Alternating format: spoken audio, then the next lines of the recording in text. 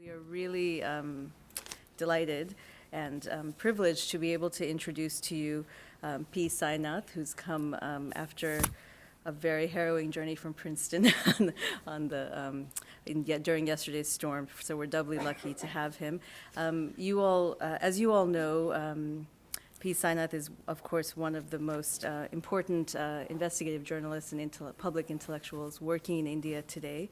He was, for a long time, the rural affairs editor at The Hindu, and probably for this audience and for many others, is most well known for a book from 1986, Everybody Loves a Good Drought, which has gone through many, many editions and is still a top seller today. In that work, Sainath traveled through 10 of the poorest districts in 5 states, and he exposed then and continues to expose various aspects of India's agrarian crisis, the broad social, economic, political, and cultural transformations and threats that face rural India, but especially what he was famous for at the time and continues as the unveiling this unveiling of the nature of the crisis of rural India was dramatically evoked by Sainath's exposing and continued investigation of the epidemic of farmer suicides, which even official statistics, which he cites, but of course are very low,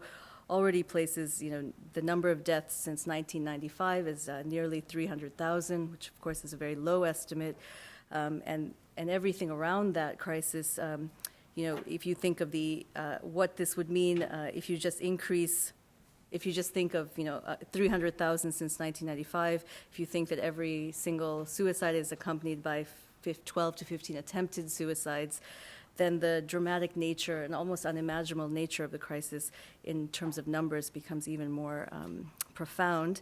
Alongside that, Sainath has been at the forefront of trying to get middle-class, urban, elite Indians to think more carefully about what the general trends of the agrarian crisis is, and especially alongside the farmer suicide, thinking of what the loss of cultivation as an occupation or livelihood will mean in its current state, but also for the future of rural India.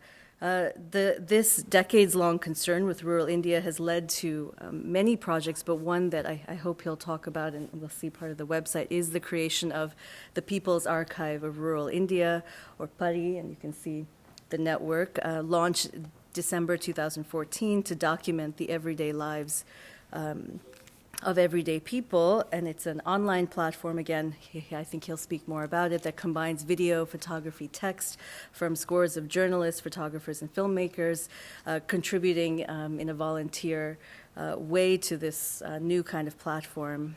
Sainath has been the recipient of numerous awards and honors for his journalism, most recently the World Media Summit Global Award for Excellence in 2014, which was specifically connected to a series on water issues, Maharashtra's acute water crisis, a series of articles he published in The Hindu in 2013. Of course, more generally, he's also been involved in exposing and raising concerns about the transformation of media. So I think for us, of course, Sainath exemplifies a style of independent investigative journalism that across the world is undergoing certain threats, but certainly enormous transformations, threatened maybe on the one hand by corporatization and different types of media centralization, but also, and I hope the title implies that you might talk, also liberated maybe some ways by digital trends and possibilities. And as he himself has worked to expose and report on media corruption, especially in the rapidly transforming and corporatizing world of Indian consumer media, consumer-driven media. And I think he's worked on both sides of trying to expose these concerns, but also how to work outside and beyond those constraints, and reflected on these questions. So the title of his talk today is The Everyday Lives of Everyday People, Journalism from Below in the Digital Age. Before I invite him to come speak, I'll just have 2 announcements. One, if you can, please remember to silence your cell phones. And also, after the talk, there's a reception on the common room in the 2nd floor of Luce Hall, and I hope you'll all be able to come. So please welcome. Please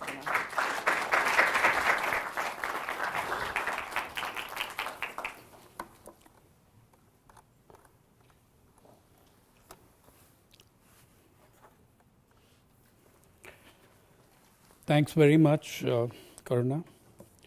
I'll just get that cell phone quiet. I have. I generally follow the Robert Fisk rule on cell phones and talks. Robert Fisk begins any talk of his by laying down that anyone whose cell phone rings while he's speaking will be automatically sold into slavery. And I was at a meeting when he said this, and the phone rang on cue. He said it, and the phone rang, and it was his own. So I'll avoid that embarrassment by putting it off. The latest data we have on rural India from the NSS, from the National Sample Survey, it's quite interesting on what the agricultural household earns. Its income, the average agricultural household, which is defined as one person, one member working as a farmer. And the income of this household, average household, from all sources, farming and off-farm, is $103 a month, 6,426 rupees from all sources. That is the average income of an agricultural household. This is the National Sample Survey Organization's latest round. And of course, it also talks about the very large proportions of agricultural households in debt, which figures I think are pretty nonsensical. It says about 52% or so are in debt, which actually implies that 48% are not in debt, which is ridiculous if you know anything about the Indian countryside. There is a reason for that, because the researchers or the people doing the work for the NSS, and there's a great change in who's doing the field investigation for the NSS, very major changes. They are not able to talk to ordinary people. It's quite difficult about money lender debt.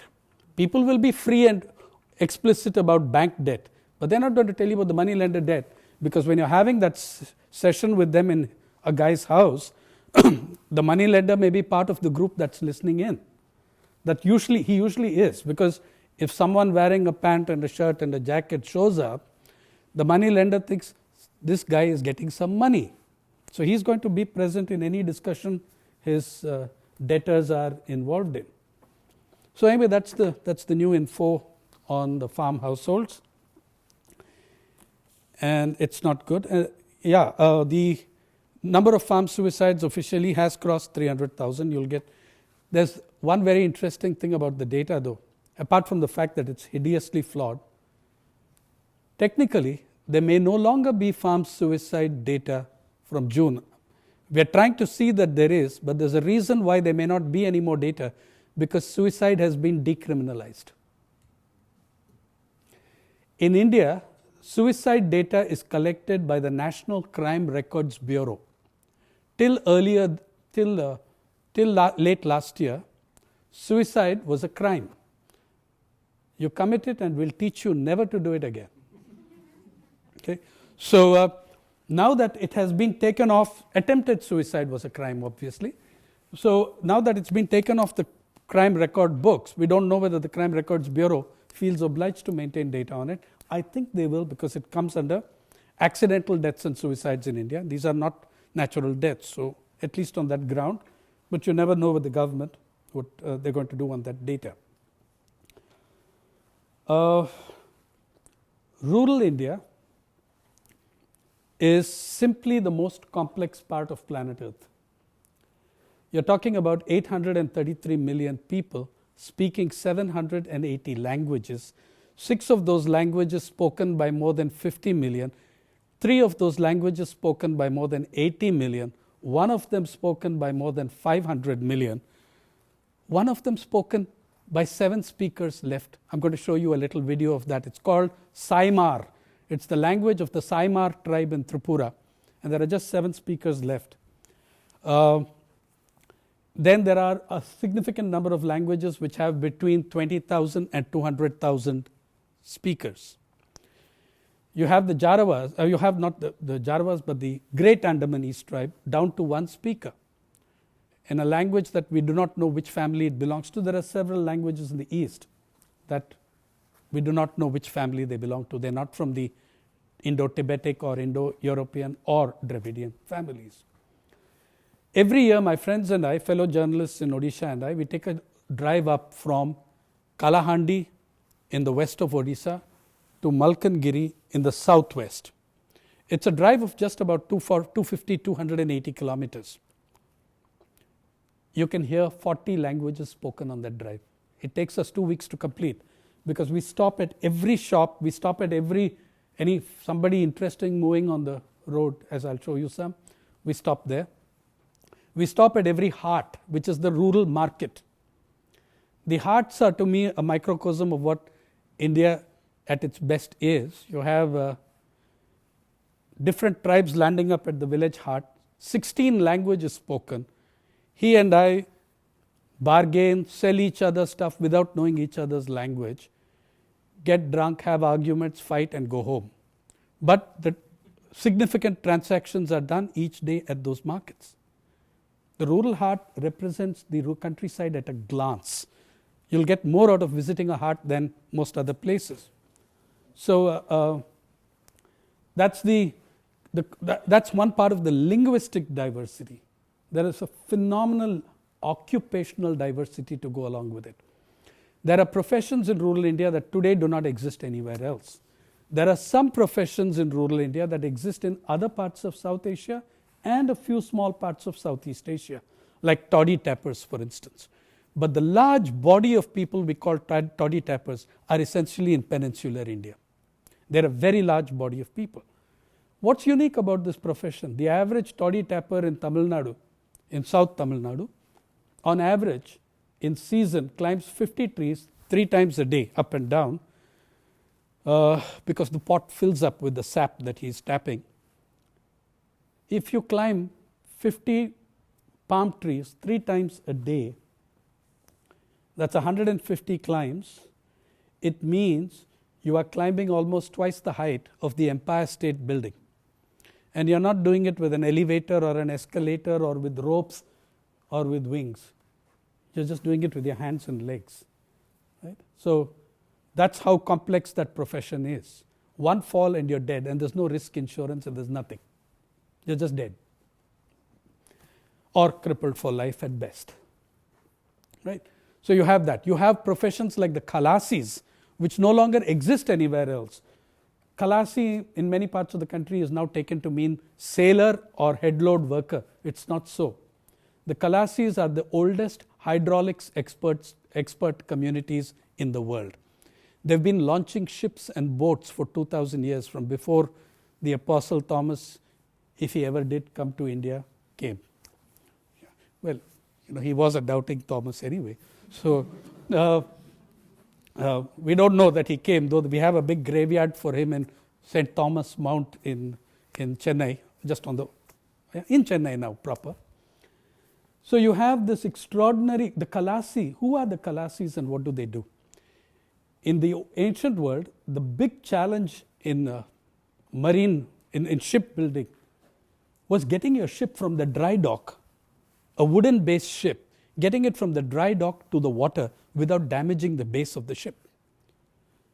How the hell did you do that? You can't just throw a rope over your shoulder and drag it, okay? It's gone. It's wooden. And these were big ships that people were building, with taking 200 people or more. The Khalasis existed in different parts of the world in different communities, like the Phoenicians did, and the Phoenicians were used by the Romans, by the way, for that purpose.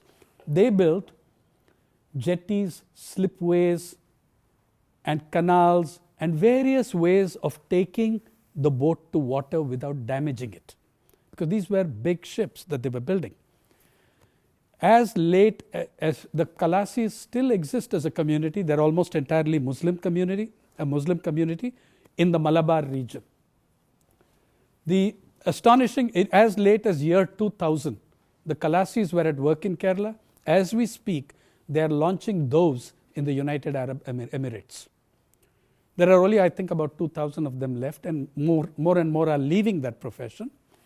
But give you an example, in year 2000 there was a cyclone in Kerala which blew, in the Malabar, which blew a train off the bridge.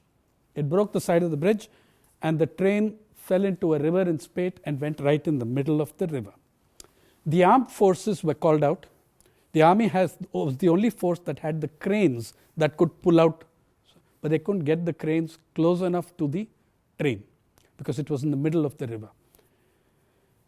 The Kerala government officially contracted the Khalasis to get the train out of the water after everybody else had tried and failed. 100 hours they brought the train to shore of the river from where the army's cranes, a joint venture, the army's cranes pulled it out. How did they get it to the shore? They're very conscious of who they are, and you ask them who they are, they will not tell you that we are porters or headload workers. They will tell you we are hydraulics engineers. That's who they are, that's their identity of themselves. They'll tell you we are hydraulics experts, and they are. They're ancient wisdom hydraulics experts. How did they bring the train to the shore? They didn't dive into the water, throw ropes around it and pull it. They went into the water. They created underwater canals, channels, embankments, temporary embankments, and used the river in Spate to move the train to the bank from where the army's cranes picked it up. So actually you had a bunch of Khalasis leading an expedition of the army to get the trains out of water. And they did it. They still do this, they still contract for such work, but mostly they're launching doves and other sailing vessels in the Gulf. Okay? So you have this extraordinary occupational diversity. You have more schools of weaving, art and pottery than anyone has ever accurately or exhaustively enumerated. Every time you hear, say Bengal is supposed to have about 40 that you can identify, but we really don't know. We really do not have an exhaustive count of the number of. I was just telling Karuna that the Kanjivaram sari is no longer produced by Tamilian weavers, it's produced by weavers from Telangana. Padmashalis who've gone to Tamil Nadu because the weaving of Tamil Nadu has collapsed, and Tamilians are accustomed to higher standards of living than the Andhras, and the Padmashalis whose weaving has collapsed in Telangana have gone to, but everybody is in trouble, and the great Kanjivaram sari is in serious trouble because the Chinese are manufacturing Kanjivaram silk saris and selling them for about a 12,000 to 15,000 sari. They're managing to sell it to you for between 1,500 and 3,000 rupees. They've even taken a few families of Kanjivaram weavers and been much more imaginative than our state agencies in letting those guys have a free run in design. So you're getting very competitive Chinese Kanjivaram silk saris on the market. Okay? So these schools of weaving are in serious trouble. The schools of pottery are in serious trouble. Many of the traditional occupations and livelihoods are in collapse. This has also been a period of the greatest migrations in Indian history in independent India. The 2011 census shows you a couple of completely dramatic things. One, for the first time since 1921, India of course became independent in 47, but for the first census since 1921, urban India added more people than rural India did in a 10-year period. Even in the preceding census, in the census of 2001, urban India added 68 million human beings, rural India added 113 million, which means that rural India in 2001 added 45 million people more than urban India did. In the 2011 census, rural India added 90 million people, urban India added 91 million people. That's a turnaround of 46 million in a period of falling birth rates, steep decline in family size, in the growth rate of population, and in a period when the population of children below the age of 6 has actually declined even in absolute terms. Is 5 million less than it was in 2001. The census has three explanations for it. One is reclassification of villages and towns as villages as towns. But if you look at the number, it doesn't cut it. We can discuss it if you like, but it simply doesn't cut it. Census towns and statutory towns, the number do not cut that movement of population. The second is, incidentally, what is rural in India? It's very interesting, the census definition. Rural is whatever is not urban. Urban, yeah, whatever you falls outside the definition of urban is rural. And so you have the third reason that they give you is migrations. One is reclassification, one is family growth rates and population growth rates, and the third is migration, which has cut it. I am a rural reporter. I spend 270 days a year in the villages, out of which 40 to 60 days a year I travel with migrants. So I have a very personal sense of the kind of movements that were taking place in the last decade. I'll give you one example. In 1993, I took a bus from Mehboob Nagar, now in Telangana, that time in Andhra Pradesh, to Mumbai. It was called the bus to Mumbai, but that's a generic term, bus to Mumbai. People were going to Sangli, to Kalyan, to Thane, to various other places. I took the bus from the Mehboob Nagar bus depot. There was one bus service a week, one. And there were 58, space for sitting 58, and there were about, the bus was full. In 93, the bus was full. The class and caste composition of the bus was mostly Dalit laborers going to work on the construction industry, a few mistris, carpenters going to Mumbai, masons, that sort of person, and a few Lambada tribals. This was the composition of the bus.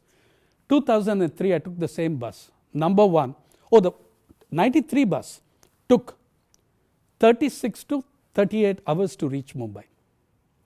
You changed the bus twice. In 2003, where there was one service a week, there were 42 services a week from the same bus depot. And I only counted government bus services because the fly-by-night private services I could not count, which are illegal, not paying their taxes and stuff. But where one bus a week was traveling to Mumbai, 42 buses were making that journey. This time the buses you had up to 100 people in a bus meant for 58 people. There were people standing for 20 hours and taking turns at standing and sitting down because big, large groups were traveling at the same time of families and stuff. Okay, 42 buses a week and about twice the capacity at which they were traveling. And this time the composition was very different. Landed people with 12 acres and 15 acres were making the trip to Mumbai. The most poignant moment was when Narasimha Reddy of Eenadu, my dear friend and the man I consider the greatest rural reporter anywhere, he and I were talking to a landowner of 15 acres, saying, I'm going to Mumbai, I've locked my place, this is not possible to continue here. Sitting beside him was his former bonded laborer. The landlord and his former bonded laborer were both, as I wrote that evening, we are all in the same bus. Yeah. So migrations are a huge thing. They're a very, very gigantic thing. And they have certain dramatic impacts. Like the Wall Street collapse devastated lots of villages in the interior of Odisha. Ask me how later, I tell you. Anyway, so the rural India is in the grip of this devastating transformation, in this huge transformation. But just as rural India has so much that is beautiful, the schools of weaving, the art, the literature, the folk tales, the dances, rural India is also home to much that is brutal, regressive, which I hope dies. However, the nature of the transformation underway is that it is tending to bolster the brutal and the regressive and undermine the beautiful. So your Kanjivaram and your weavers and your potters are finished. But the Haryana carps are doing quite well, thank you. It has strengthened the transformation is actually strengthening some of the most regressive institutions of the countryside. The CARPs today are more powerful than they were 30 years ago, when governments could easily deal with them. Okay? In this entire upheaval, in the most complex part, we are talking about a continent within a subcontinent, 833 million people with 780 languages. God knows how many histories, how many traditions, how many cultures. In this period of enormous upheaval, there is very little and usually very stupid coverage of it in the media. You have no idea of what's happening in rural India. And that's where PARI comes in. The People's Archive of Rural India is both a current journal and an archive. There's a reason why we called it, or why I called it, an archive. Added it. The difference between our archive and many others is that most of the people you see on it are alive and you can go and call on them in their village at their house. Historically, according to me, okay, by the way, I was trained as a historian, not as a journalist. Historically, archives have usually been severely controlled by states, governments, and burnt by states and governments from the time, and even libraries from the time of the Library of Alexandria, burnt by invaders or marauders or whatever, Nalanda, or you name it. And historically, as Jim Scott would tell you if he was around, peasants have always resisted being documented and archived because they know you start measuring their land, it's the first step to their losing their land. They know that very well. And you're going to see some of those people talking to you today in the videos and in the articles. Hence the idea of a people's archive that cannot be controlled, taken down, broken, or destroyed by governments or states or anyone. And it's maintained in 3-4 multiple instances of it exist. So even if it's hacked or broken, we can cope with it. I don't want that to happen, but we can cope with it. I'm going to show. In the last few days, as you all know, there's been a huge discussion over the land acquisition bill, or the ordinance that has been brought in to weaken an already very weak land acquisition bill. It's not as if the bill of the UPA was so wonderful. If you read Schedule 4 of that bill, it shows you 13 laws that were already exempted from the use of, from the land acquisition restraints and constraints. But this makes it a lot worse.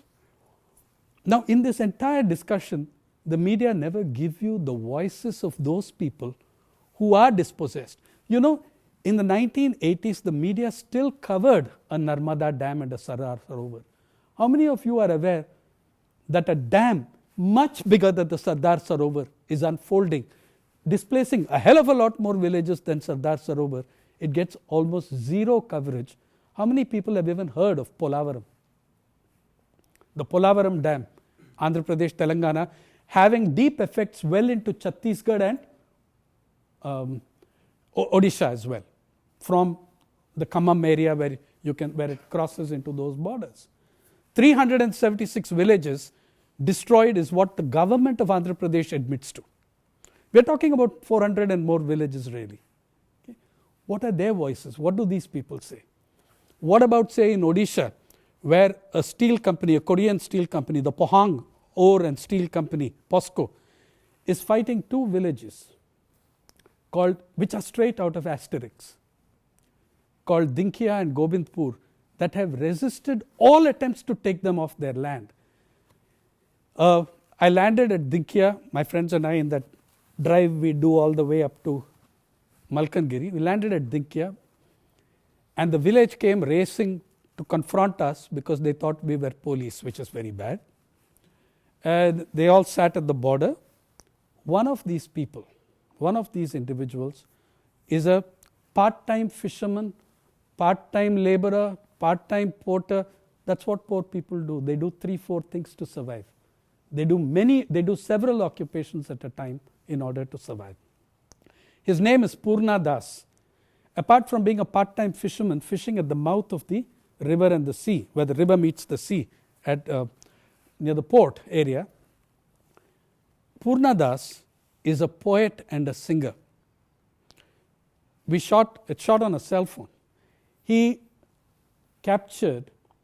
sang a song that he composed on the spot. This is your Indian troubadour. You'll find them doing Oggu in Telangana. You'll find them doing Lavani in Karnataka. He composed and sang this song for you to tell you about his what would happen when they were driven off their land. Watch and listen to Purna Das.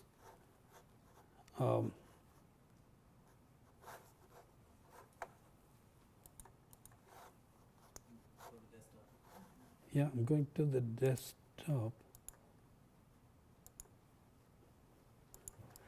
Just, can you help me with this, Anurag? Where we are on this? No. Click here, Go to desktop, okay. Yeah, and then scroll down. And This is, okay, see, I'm not showing you the full videos of anything so that I can show you several. A minute here, 2 minutes there is what. All this, the entire site is volunteer driven. Some of the finest journalists in the country have pooled their resources and have put up this for you. Okay? There is no one who has been paid 1 paisa for the work they've done.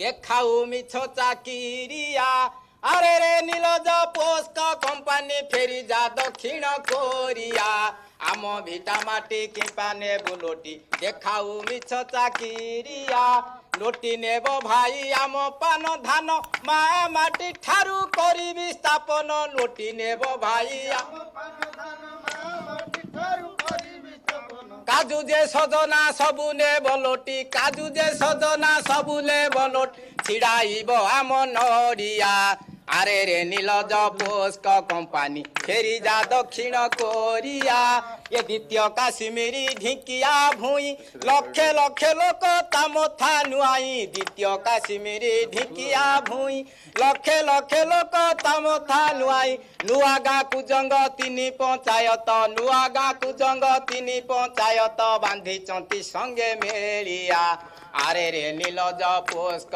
Company ফেরি যা দক্ষিণ Korea এ জটা ধার ঠারে যেবে পোস্ক হেব এর সমাবাসীঙ্ক ভেড়া বুড়ি যাব জটা ধার ঠারে যেবে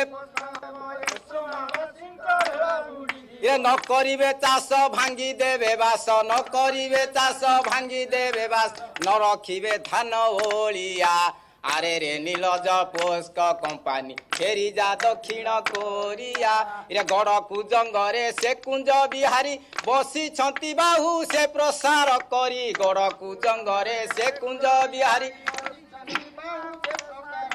গদা ধরি করে ছন্তি মহাবীর গদা ধরি করে ছন্তি মহাবীর বাডই ভাঙ্গিব ফরিয়া আরে রে নীলজ পোস্ক কোম্পানি ফেরি যা দক্ষিণ কোরিয়া এ দিনে ভাগ্যর বিরথ উইব সে রথে অভয় রথি হইথিব দিনে ভাগ্যর বি সে রথ উইব সে রথে অভয় রথি হইথিব তার ধনুর্বাণে পৃথিবী কম্পিব তার ধনুর্বাণে পৃথিবী পোস্ক হেব হাহাকারিয়া আরে রে নীলজ পোস্ক কোম্পানি ফেরি যা দক্ষিণ Korea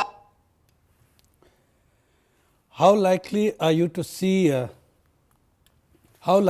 you to see Purna Das on a television channel, read about him in a newspaper?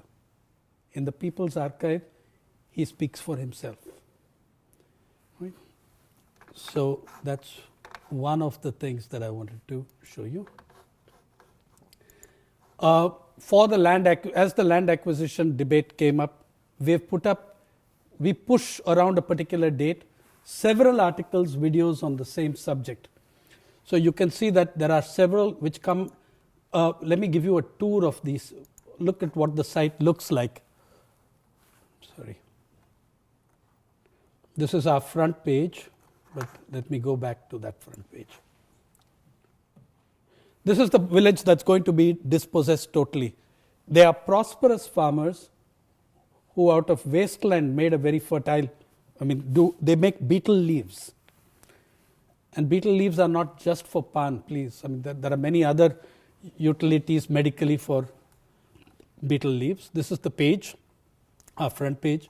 See, we have a showcase on the struggles over land and resources, okay? But I'll come back to that. These are our many categories. Things we do is about labor. Things we make is artisans. Farming and its crisis is obvious. Faces I'm coming to. I'm just scrolling down for you to have a look. You go here, there is an astonishing number of categories. We're adding every month something new. The latest is we've added is for, you can see even things we wear, even that. So you can go and look at the particular people. All this is coming from volunteers, okay? Every single thing has come in from volunteers. But I wanted to take you back to the land acquisition thing. If you see here, we have put up right at the top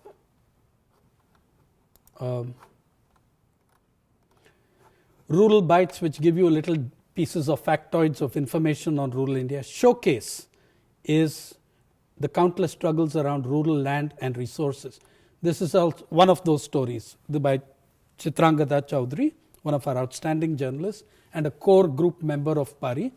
This is the story of this is the video of Purna Das. It's one of 3 songs of his that we've recorded. But let's go to the showcase of the stories around land. Okay. Now, we have text articles like these. These are the protesters in that village of Dinkia. Every article is GPS marked.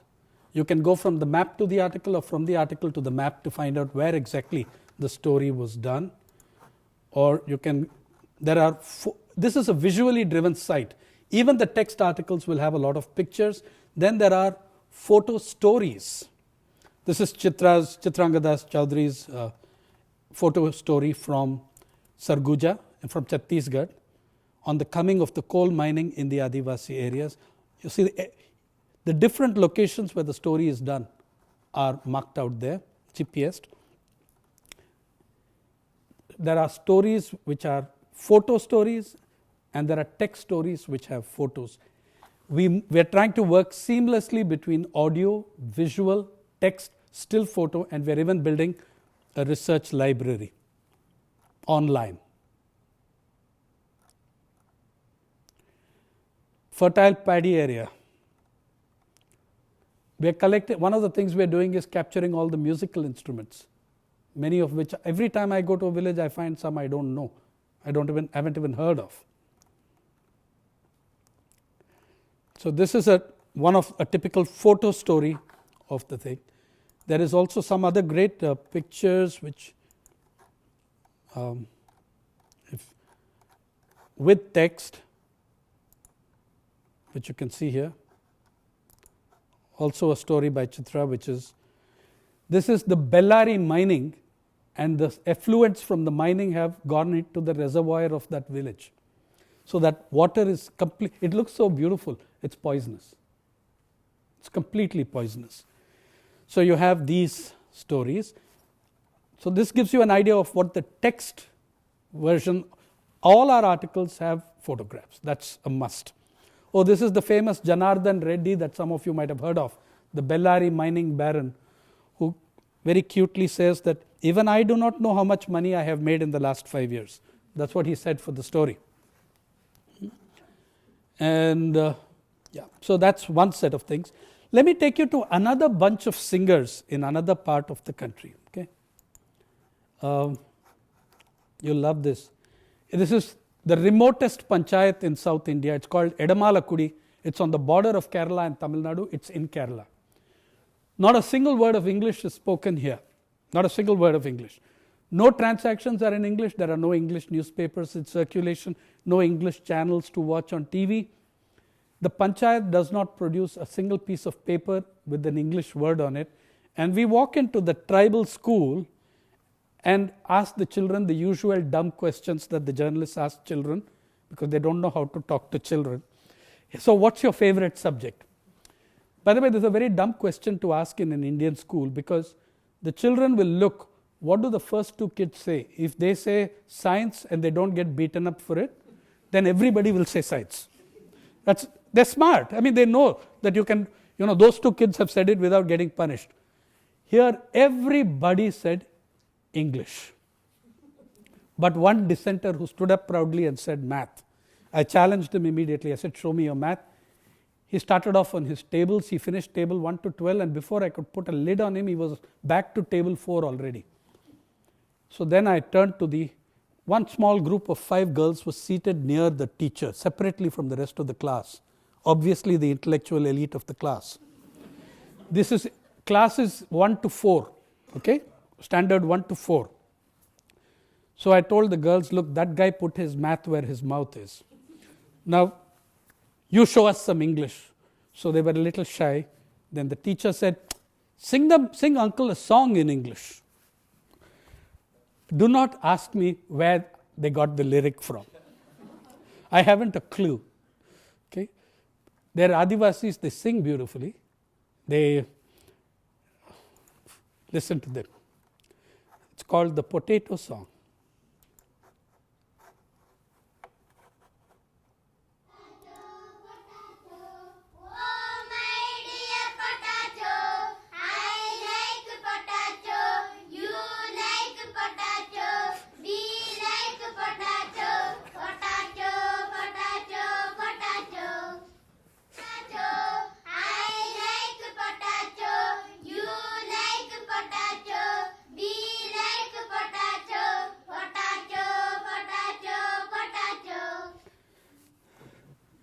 One of the very important things about the protocol that we follow in the videos, if you noticed, whether in Purna Das or here, the first credit goes to the subject narrator. The filmmaker is third. You saw the names of the girls came there. They are the owners of this video. We are not just acknowledging their contribution. We are saying it's their story, it's their song, it's their video. That's part of the ethical protocols we follow. So you saw the names of those 5 girls there. That again was shot on a cell phone. Admittedly an iPhone, but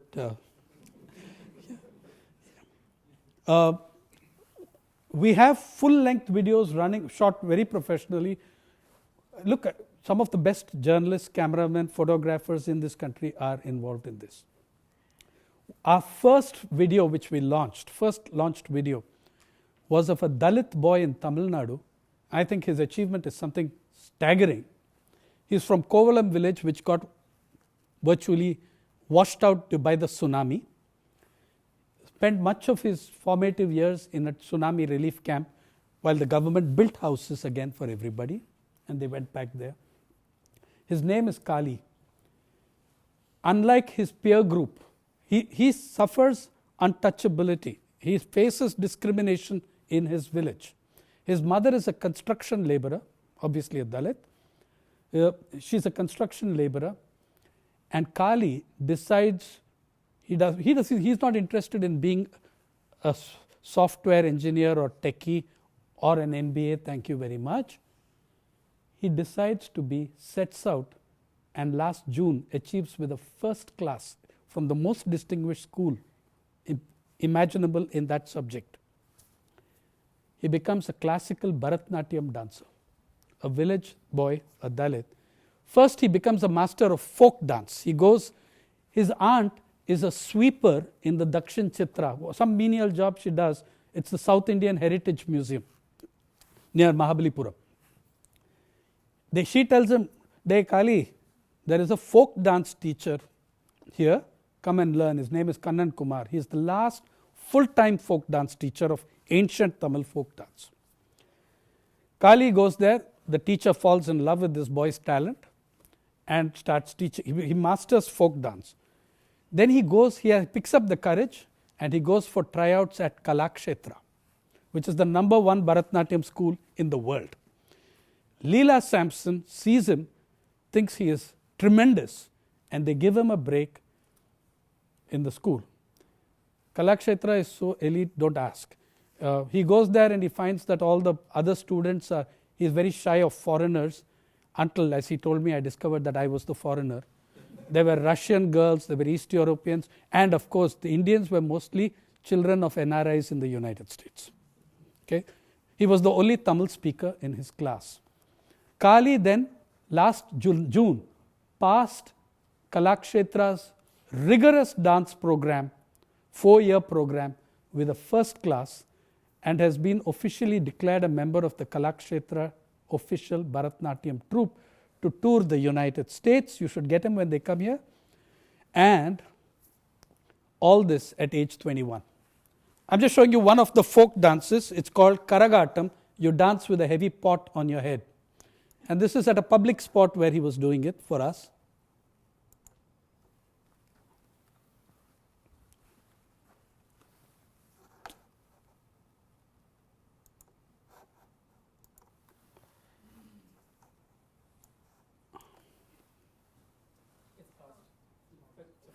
Oh, I pressed pause.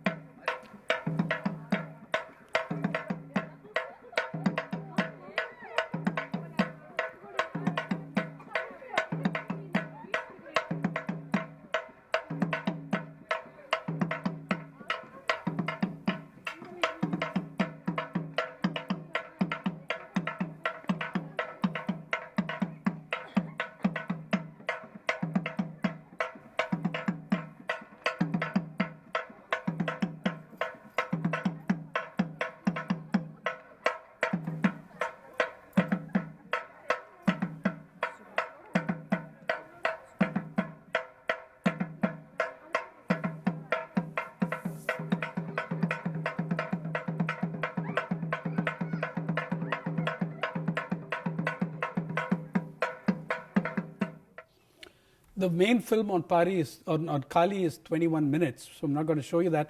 One of our USPs, when you go up here, you can find it. The film may be it's a Tamil film. Everyone is speaking in Tamil, but volunteers have put up the subtitles in multiple languages. So you can watch Kali, the Tamil documentary, with English subtitles, Marathi subtitles, Bengali subtitles, up to you. As many volunteers, if some of you know a language that isn't here, we send you the sheet, it's available online, you can translate it into another language. Everything here is volunteer. Every one of you here can contribute to the People's Archive. It's very heavily oriented towards students and teachers. That's one of 4 sectors we're targeting in a big way. Everything, the fact that everyone can contribute and participate doesn't mean that we'll carry anything. We are not Wikipedia. We are a heavily curated and edited site.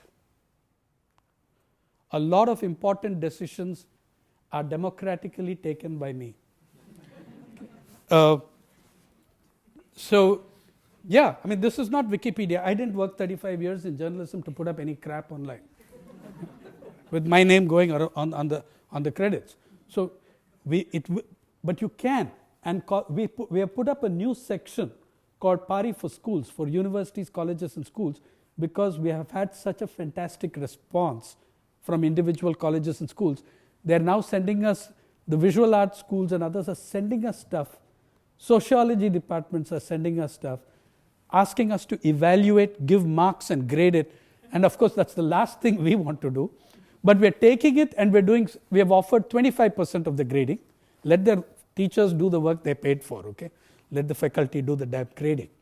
But 25% we will do and put it up. We even have a whole separate sector for that.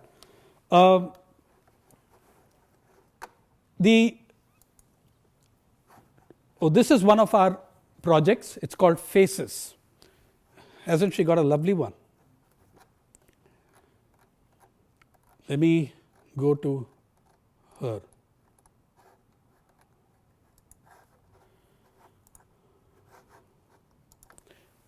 India has 640 districts. We are shooting, and hundreds of pictures are already with us. 3 faces from every district in the country. 1 male, 1 female, and 1 child or adolescent. Okay? It's astonishing what a facial diversity it captures, A. B, what an occupational diversity it captures, because we give you the metadata with the picture. Her name is Tammy, and she's the only creature I know who can make plastic flowers look pretty. She is from that village, that particular village, that fought and defeated Vedanta. From that way, Lanjigad. Okay? They fought and defeated this major mining company called Vedanta, got them off their lands, and won a victory in the Supreme Court on grounds which I'm not happy with. But yeah, because they've said it's for religious grounds. I don't think so. I don't think that one should be exempted purely on religious grounds. I think they have much stronger grounds than that on which they should be left alone. So you can see Tami, Adivasi, Dongriya Kont, occupation, family marginal producers and forest produce gatherers, village Lakpadar, block Lanjigat. If you have faces from different districts, send it to us. We can use it. Look, this photograph is taken by a guy called Purushottam Thakur. He's one of those who accompanies me on that annual pilgrimage, journalistic pilgrimage we make of 240 kilometers from Kalahandi to Malkangiri. It's such a beautiful photograph. Look closely at her and you will see the photographer in both her eyes. You see? He's crouching and she is fascinated because she's never seen an animal like him before. You know, strange looking jacket full of lenses and stuff, and he's crouching and taking the pictures. She's fascinated by him, and that's. Let me show you some of that facial diversity and occupational diversity. A, B, C, D, E, G doesn't mean I've forgotten my alphabet. It means that we haven't yet got any districts under F, because that's how the districts are grouped. All these, by the way, are Indian faces. Okay, let's go to S and you'll see the sheer. This is from Kashmir, Shopian district, S. Occupation, daily wager, village Hirapura, district Shopian, Jammu Kashmir. Photographer, camera. 30 years from now, people will want to know what technology was this film or photograph taken on. It's an archive. Now that's an Indian face. So is this, and so is this. Taken by Madhushri Mukherjee, author of Churchill's Secret War. This is a Jarawa from the Andaman Tribal, South Andaman Tribal Reserve. Okay, and so is this an Indian face. A Salem fruit seller. And this, believe it or not, is a really hip priest of a very ancient temple. Look at his blow-dry haircut. Okay. And from Salem, Tamil Nadu.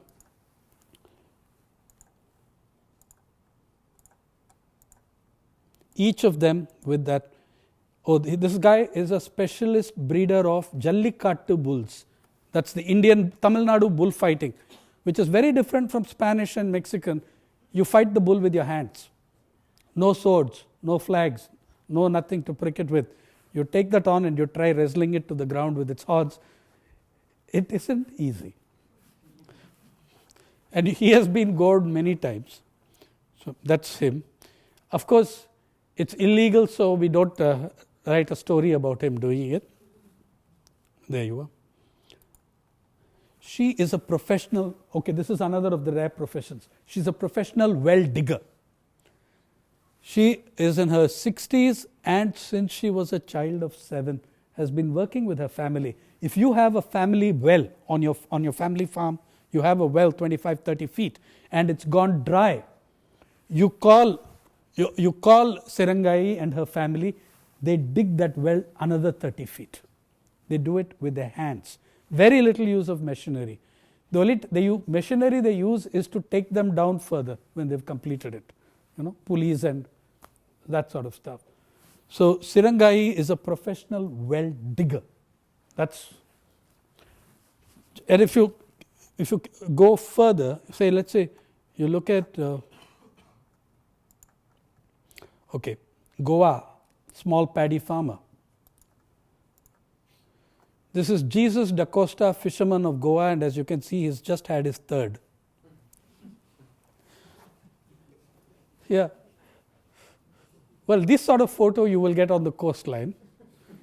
You'll get a hell of a lot of great ones in Kerala, where, by the way, the greatest, most fashionable, the most high-selling brand of toddy has a public name and a private name, meaning the private name is what the manufacturers give it.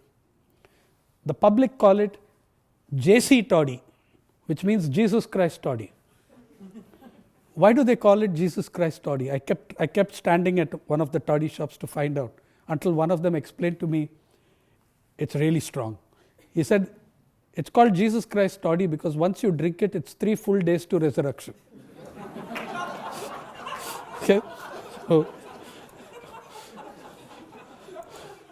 So this also a photo by the same journalist who did some of the mining stories, Chitrangada Chowdhury, whose partner and husband Aniket is right here. And so that's the FACES project. Look, we have a online research library in the making. Every report connected with rural India that has anything in soft copy is going to be up here. Not only do we put up the report, we don't give you links, we put up the report in full. I'll tell you why that's so important. There was a commission called the National Commission for the Enterprises in the Unorganized Sector. It put up what I consider the first of its reports was, in my opinion, the most important report of India since the Second Labour Commission. What did that report, what did that report say that was so important? Signed by Dr. Manmohan Singh. In 2007, that report appeared saying 836 million Indians live on less than 20 rupees a day expenditure, on 20 rupees a day or less in expenditure. Manmohan was outraged. So he immediately formed a second committee to find that actually the poverty figures were lower. See, you have to understand, in farm suicides, there have been 13 commissions in Maharashtra. The reason why we do this, you have to understand, it's very Indian. A government will have as many commissions running parallel on a subject until one of them gives it the report it wants. In the case of the farm suicides, the gentleman who was the Vice Chancellor of Pune University wrote a huge diatribe against me. He didn't investigate any farm suicide. After that, no more commissions of inquiry. Okay? So what we do is, the National Commission on Enterprises from the Unorganized Sector brought out 11, 12 fabulous reports on the unorganized sector. Do you know what the government of India did when the term of the commission was over? It took down the web page. De-accessing all researchers from it, it took down the web page.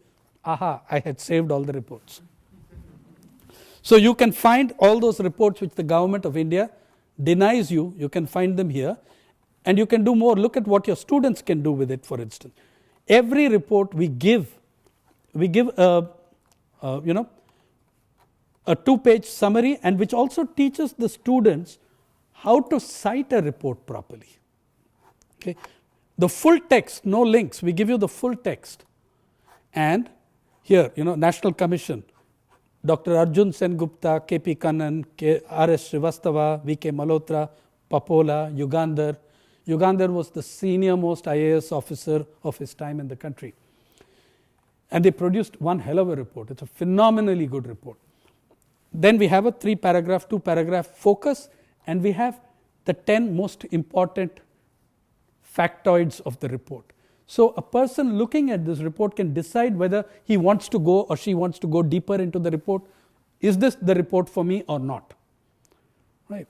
So this is an example of what our online report collection is. On migrations, on mining, on fishing. Look, we will carry a report if you give us on egg production in Mizoram. If it's rural, we'll carry it because we think it ought to be preserved in one space at one spot for people to be able to use. So that's another of the things we do. I now want to take you back to some of the videos. See, what is the difference between the way we do a video and others do a video? Now there are many videos on potters. Okay? There are many videos on potters and pottery. We are not obsessed with that beautiful final product that every Indian potter seems to achieve. We are interested in the labor process. Our biases are labor and languages. We cover everything, but we are interested in putting everything through this prism. So we're looking, all of you have seen, I'm sure, the great red terracotta horses of Bankura of West Bengal, in the Panchmuda village particularly. How many know of the everyday life of that potter? That guy, I have seen those at India expos, 2 huge terracotta horses selling for $1,000. Okay? And you'll find them in the 5-star hotels. As you enter, at the entrance, you'll find them. That guy who makes those, he considers it a good day if he's earned 200 rupees net. If he's made 200 rupees net, that's a good day for him. We are more interested in your looking at what goes into his work. Okay.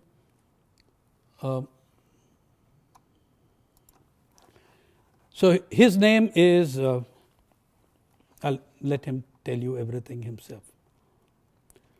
We are only showing you a 1.5, 2-minute clip from a 17-minute film.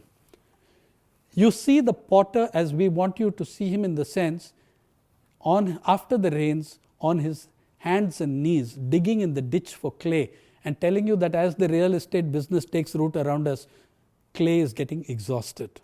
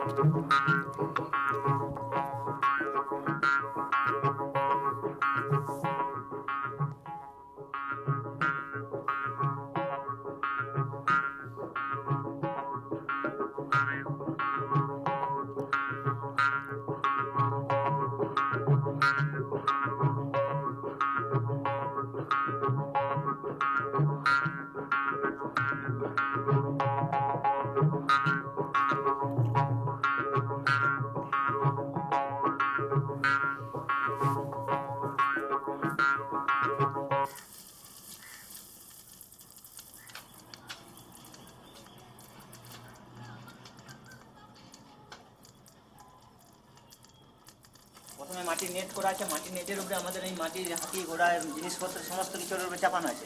চাপানোর উপরে পাতি খোলা, যেটা ভাঙা হাঁড়ি খোলা হয়, সেটা ভাঙা খোলাগুলোর উপরে দেওয়া হচ্ছে। তারপর উপরে খড় দিয়ে কাদার প্রলেপ দেওয়া হয়েছে। কাদার প্রলেপ দেওয়ার পর এখানে হিট দিতে স্টার্ট হলো। হিট দিতে দিতে মোটামুটি এটা 5 থেকে 6 ঘন্টা হিট দেবো। হিট দেওয়ার পর পুরোটা টোটাল লাল হয়ে যাওয়ার পর বন্ধ করবো। জ্বালানি আমাদের পাতা, প্রধানত হচ্ছে পাতা। এবারে পাতা যদি যখন না পাওয়া যায়, ক্রাইসিস হয়ে গেলে তখন এই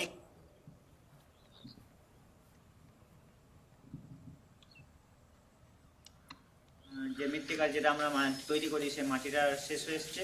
মাটিটা যদি কোনো ল্যান্ড কেনা হতো, কোনো সরকারি সাহায্য পেয়ে গেলে মাটিটা কেনা হয়ে গেলে সমস্যাটা সমাধান হয়ে যেত, কিন্তু এখন আপাতত মাটির শেষ অবস্থায় চলে এসেছে। These are very crude cut and paste clips from much more elegant films, I promise you that. From Kerala, let me show you another yes, okay, have a look at this. We decided to document India's most ancient, famous, still alive martial arts. It's called Kalarippayattu in Kerala. And we went out because it's essentially from rural Kerala. and our filmmaker found what I suppose you'd only find in Kerala. I asked her to film me different grandmasters from different schools, Central Kerala, Travancore, South Kerala, Malabar, North Kerala and South Kerala.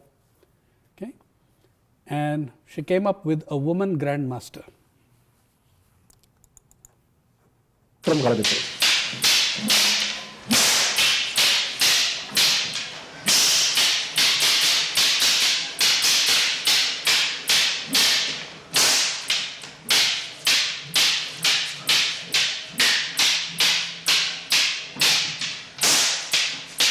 എട്ടാം നൂറ്റാണ്ടിൽ ഉണ്ടായിരുന്ന ഒരു ശൈലിക്ക് വട്ടയം തിരിപ്പ് ശൈലി എന്നാണ് പറയാം.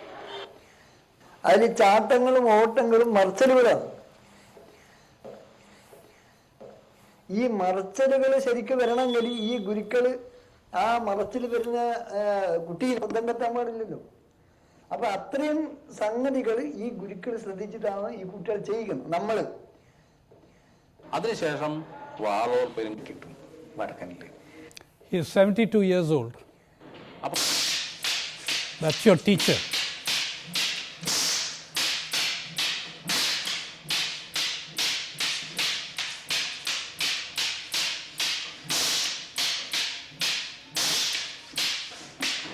അത് ഇടാൻ പറ്റും.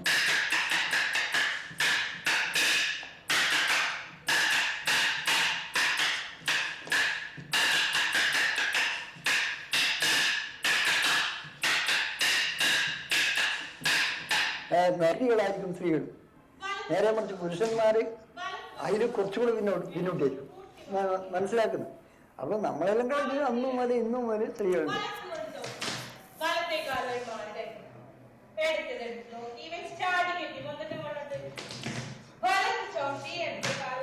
ജാതി മതം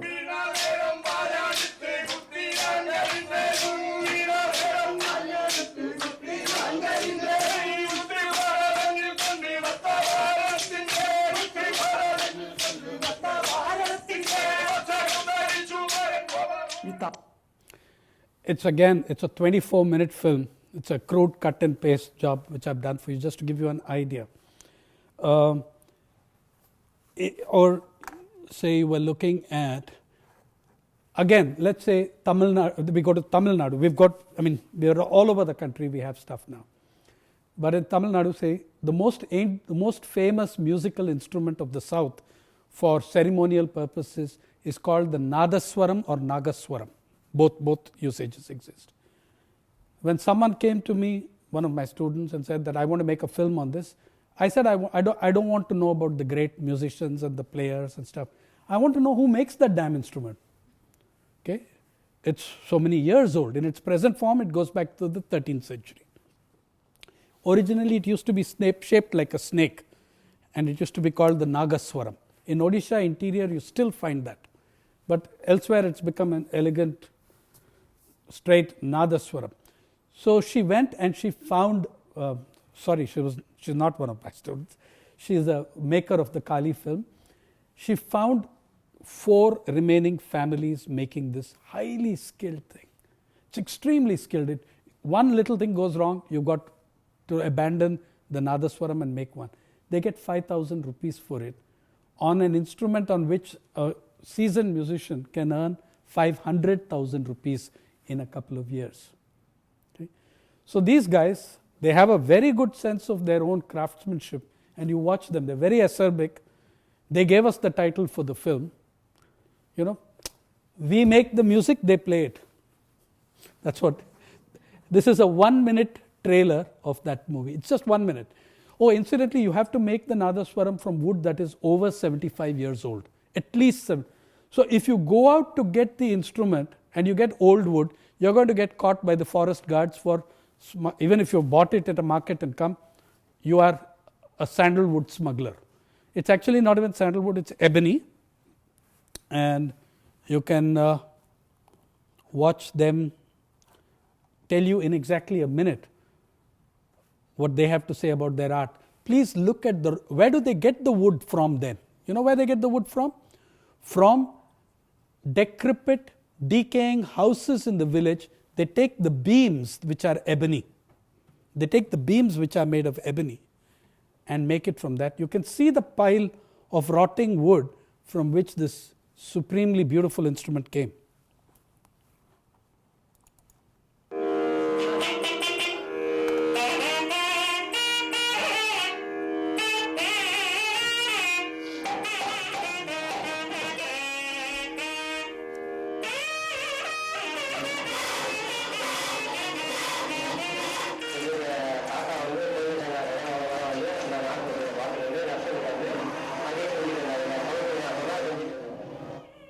இதுக்கு பயன்படுத்துறது வர ஆச்சாம்பரம் பேர் இருக்கு. மேல்கோட்டு வந்து சர்வீஸ் செஞ்சாலும் நல்லா இருக்கும். அவங்க செக்கோட் வந்து நீங்கள் தந்திரமாக கற்றுறீங்க, அதனால உங்களுக்கு பில்லு வேணும். அதில் ரோடு நியாயமாகிட்டுனா 5 லட்சம் வரைக்கும் சம்பாதிக்கணும். வீட்டுக்கு வந்து 5000 ரூபாய்க்கு நியாயம் பண்ணால் 3 ரூபா இல்லை 2 ரூபாய்க்கு கிடைக்கலாம், 7 ரூபாய்க்கும் கிடைக்கலாம். அதாவது நான் வந்து வாசிக்கிறவங்களுக்குலாம் நம்ம வந்து 20,000 ரூபாய் வாங்குறாங்க. நான் செய்கிற தொழிலுக்கு எனக்கு தேசிய விருதை கொடுக்கணும். நியாயத்துக்கு வந்து ஒரு வழக்கு விடுங்க, நியாயசேவக்காரங்க தான் பயன்படுத்திக்கிறாங்க, நியாயசேவரை பயன்படுத்திக்கவே இல்லை. நிறைவுள்ள வர பிரதேசம் வந்து செஞ்சாங்கன்னா நல்லது. லட்சம் கிடையாது, நாள் கிடையாது, கூட தெரியாது.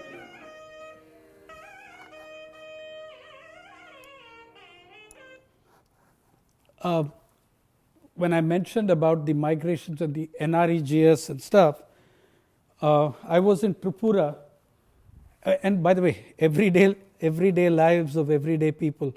Look at this guy. This is what we do. On a cycle that's less than 5 feet in length, he's carrying 5 bamboos weighing more than 200 kilograms. That's 450 pounds plus. The bamboos are 45 feet in length. He's got 5 of them. They look like 4, but 2 are tied very closely together. And he's walking 17 kilometers to make a net profit of $3. 200 rupees is what he will make for it. You can see the story and the photographs. I asked him, how the hell do you manage that? How does it not collapse the cycle? Then he took us close up and he showed us. See, he's using bamboos to support the bamboo. Here he's put 2 vertical bamboos to hold the weight on the front.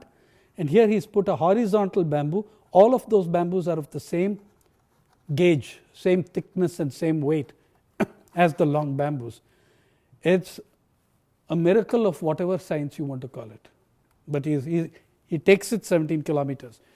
His village is actually 12 kilometers from the town where he's going to sell it. There's a reason why he takes the long and difficult route. Look at that. A tail wagging 45 feet behind him. The reason he has to take it on the main highway is that the smaller routes, that bamboo will hit something. Believe me, I've tried carrying one of these bamboos. He was not keen to let me, he was very keen to tell us the story. He wasn't keen to let me take the cycle from him because if I dropped it, it would be one hell of a job to pick it up. I did once in the Good Drought, Santal Paraganas hills. I saw this guy carrying this huge bamboo. Bamboos look much lighter than they are. So I told him, let me take it, and he did. First, my shoulder sank 6 inches. Then it was about 37 feet, shorter than these. I walked, and there was a slight slope. I walked very fast because I was being propelled by the bamboo. And it was great fun until the tip of the bamboo hit the corner of a bush. It sent a shock wave up my neck and shoulder, and it hurt for days afterwards. That is, it's like being hit with a rod on your neck. Okay, that's the bamboo. That's the story of Biswas, a good Bengali in Tripura. That's the kind of everyday people that we cover and carry. We also have, say, this thing called the talking album. What is a talking album? When I look at the great photos of photographers of the past, say Sunil Jana's photographs on the Bengal famine, there are brilliant photographs, and there are photographs that really offend me. As a fellow professional, I would have liked to ask Jana, why did you choose to depict this person in this way? I'm not taking away from the fact that I think he's a genius as a photographer, but there were things that I would have liked to ask him about, why did you portray this person in this manner? It sort of does away with his dignity. Now I can't ask him. He's not there. The best I can do to know what Jana had in mind was to read somebody's PhD thesis, and I am singularly disinclined to read somebody's PhD thesis. So I thought, why not have the photographer do audio captions apart from the print captions?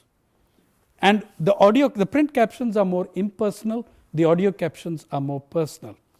The very first, and again look at the participation level of this, we have now 1,400 volunteers. The first work done by an outside person from our core group was a 19-year-old undergraduate student from Princeton, a Punjabi girl called Asavari Sodhi, was my student when I taught last at Princeton, came to me in 2013 and said, give me something to do, I'm on my holiday and I don't have an internship. So I said, do you know Malayalam? She said, no, I'm a Punjabi. So I said, great, you're going to Kerala at once. And she went to Kerala, teamed up with, networks are building around PARI. She teamed up with a wonderful Malayalam journalist called Nilina Atoli, who writes in Mathrubhumi, and produced this talking album. I'm just going to show you 3 slides of each of these. This one, her voice is very soft, so we need to go up there. Welcome to the Green Army's battlefield. This fighting outfit is Kerala State's first skilled agricultural labor bank. Their battle is to ensure food security and make the block panchayats they live in self-sufficient in food grain. They're fighting to boost paddy cultivation and extend it to lands that have lain fallow for years. Also to blend traditional farm wisdom with appropriate modern technologies. This is an initiative of the Vadakancheri Block Panchayat in Thrissur district. It rests on people's participation in farming, but also involves the local government and the state. Most of the female troops of the Green Army are members of Kudumbashree, Kerala's extraordinary anti-poverty program. The training involved also offers some solution. I'm just going to skip. Moideen has been using the Green Army services for 2 years. A few years back, labor would have been hard to come by. Now, all it has taken him is an application requesting labor and a fee to the Green Army, which in his case was Rs 3,000.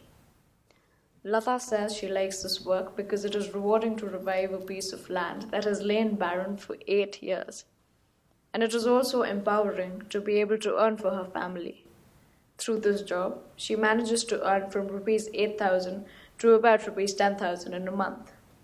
Of course, she isn't hired all year long, but... So, your students can do this too. Okay? And it's very high quality work. You can see the quality of her photographs. And, or this was something I did 20 years ago. One of our USPs, we have 8,000 photographs, black and white, rural India, labor and leisure. Okay. Those are pictures I shot over 30 years. They go up 2 a week or 2 a month or whatever, whenever I have the time to sit and recall the story around it. Imagine mounting 200 kilograms of coal on your bicycle and then pushing that physically, using your bike as a trolley, not as a cycle, across distances of 40 kilometers or more.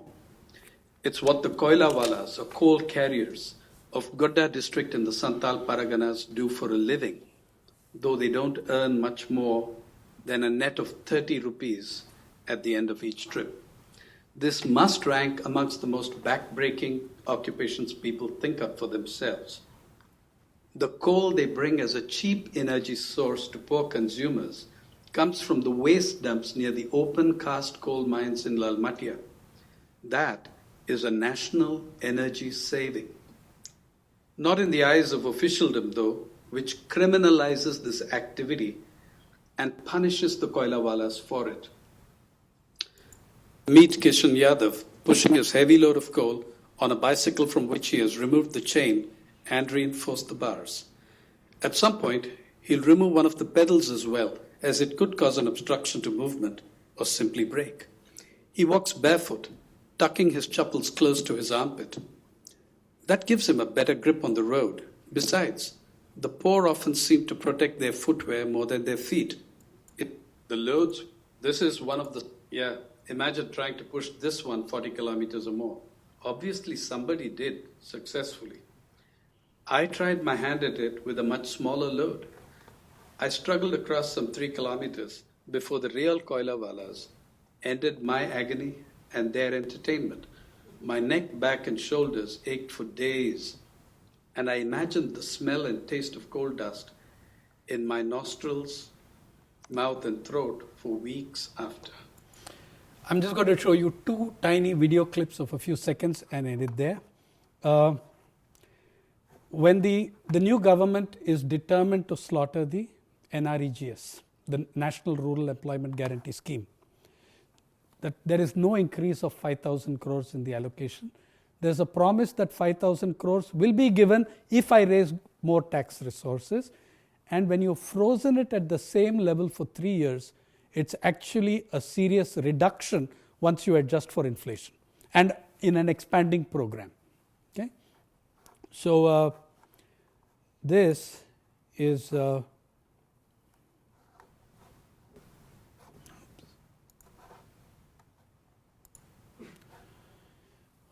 one of the women in the NREGS.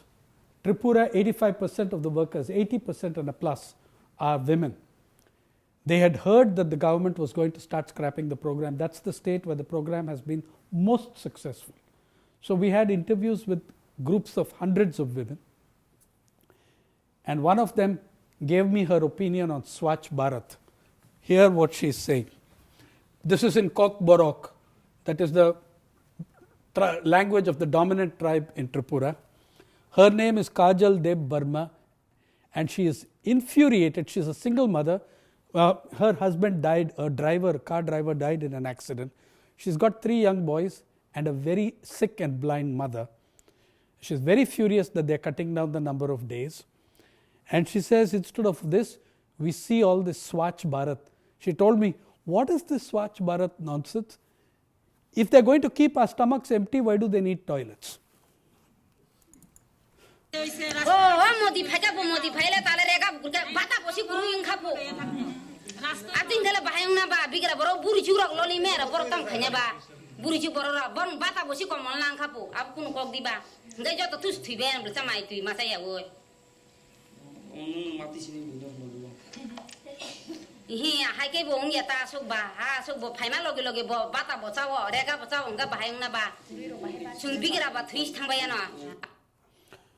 That's Kajal Deb Burma. Many more films are coming out of that because I was just there recently. There's a lot of work to be done. I mentioned a language which is down to 7 speakers, and that is this one. Sukurtang Saimar is the last of the Ochais. Ochai, the medico-religious man, in other parts of the country he might be called Oja.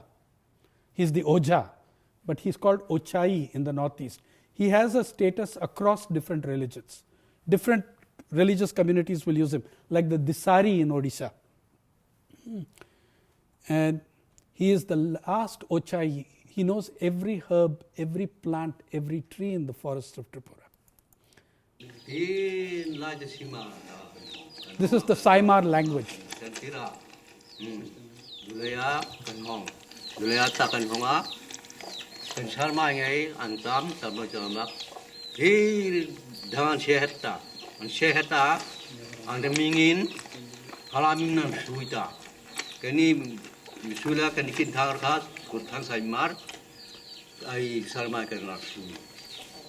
He says there are still 200, 300 of us, but the rest have lost the language. We're down to 7 speakers.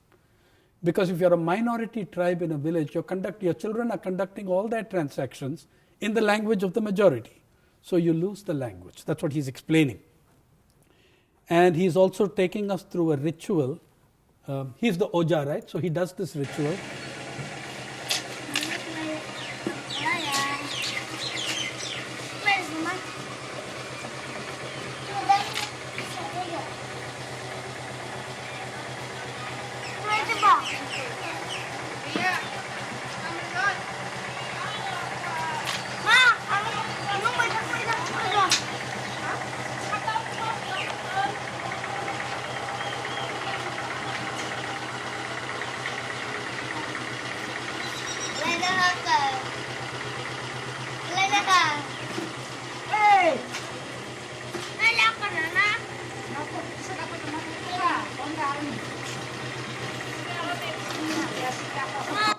One thing I love about the Indian medico-religious guys, they're very smart people.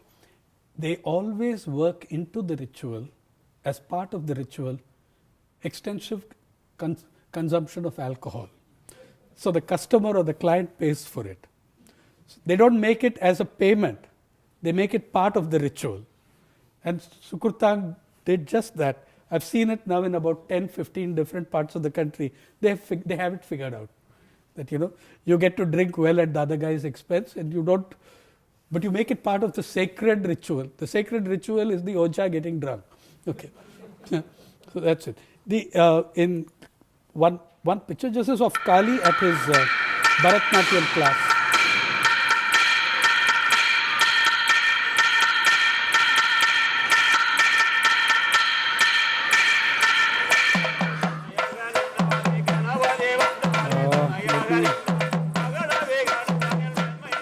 என் பெயர் காளி. நான் ஒரு பாரம்பரிய நடக்கலைஞர்.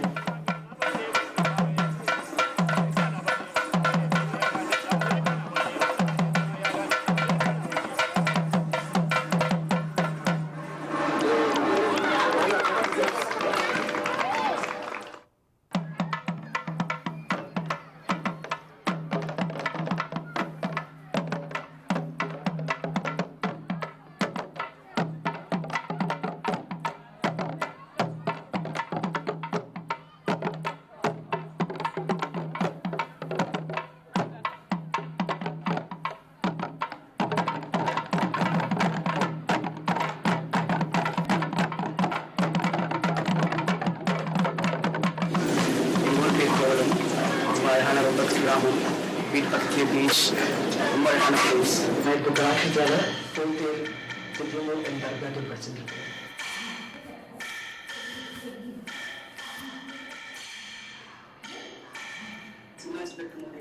Okay, I'm going to what I've shown you is about 1% of what's up there, and what's up there is not 1% of what will be there. Okay? As I said, we've even brought in categories for schools and colleges and universities. We invite anyone to work with us. It's a volunteer-driven site. It's a huge way to go, but I believe it is unique. I believe nothing like this is happening, and our plan is by the end of this year, I divide India into about 60 to 70 natural regions, which is very different from districts, which are administrative divisions. There are 640 districts, but there are about, say in the Hindi belt, there are 24 or 25 regions. Bundelkhand is one, Uttarakhand is one, Mithila is one in the belt. And say Malabar is a natural region. The Doars are a natural region. We are trying to raise the resources to put one PARI fellow, filmmaker, photographer, writer, whoever, in each one of these 70 regions, and for 2 years, rotating them, capture the entire Indian countryside at one time. I said that we are a volunteer force. I started with about, a lot of this there is an extensive use of slave labor in this. 200, 300 ex-students of mine. I've been teaching journalism 27 years. Some of them are at the top of their profession now, executive editors in the big channels and stuff, but loyal, and they do. Remember, it's also, I'm doing them a favor because these are good journalists, and the work they do won't fly in their channel. It won't be published in their newspaper because these don't make the newspaper's revenue, is what the media calculate.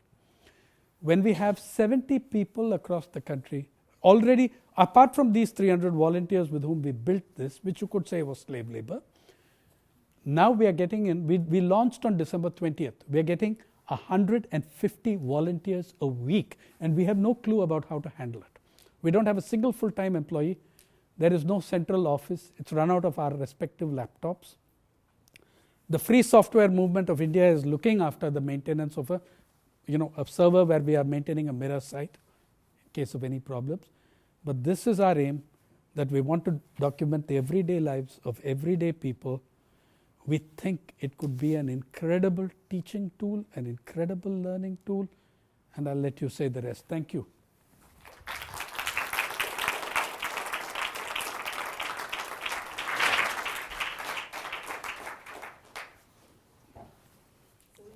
Open. Yeah. Any questions? Yeah. I was wondering how you handle the question of consent, or do you have a kind of protocol about how, if someone's going to take a photograph or a video, how they talk to the person about what it means to consent, what's going to happen to the image? Yeah. Well, okay, for one thing, this is my 35th year in journalism. I have never done an interview or taken a photograph without informed consent. So, as I said, I call the shots in this. I take a lot of such decisions. And I have trained well over, say in Sophia's alone over 27 years, maybe 1,100, 1,400 students. They follow that ethical protocol that I impose on them. And I train many journalists locally in the field, rural journalists themselves, who are usually rural middle class. They don't, very often I end up yelling because they're not interviewing, they're interrogating. They're interrogating the villager.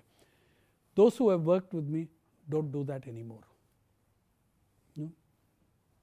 So we have in every case, not only look at our protocol also has the ownership of that work attributed to that person.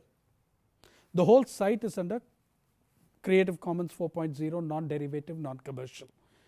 Anyone can download this for any work you like, provided you acknowledge the site and provided you do not use it for commercial purposes. Okay. Back to your question. Now Kajal Deb Burma. It's not that we went in there as parachute journalists. I spent 3 weeks there. One of the things that I didn't show you, which I could show you, we have done a digital, I shot a photo exhibition called Women and Work in Rural India. Visible work, invisible women. If there's time before 6, I'll show you a 2-minute clip.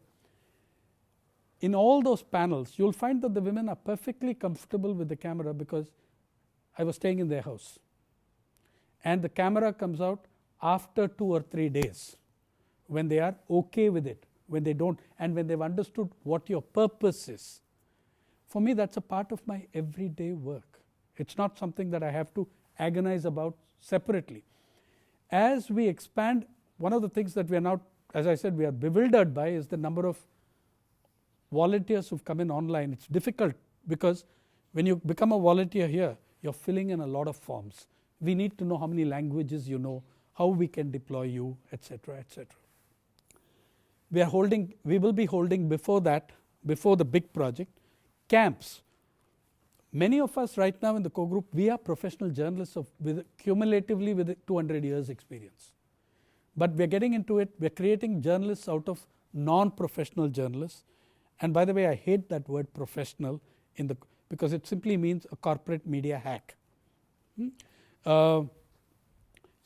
Someone who goes out and covers Purna Das is branded an activist.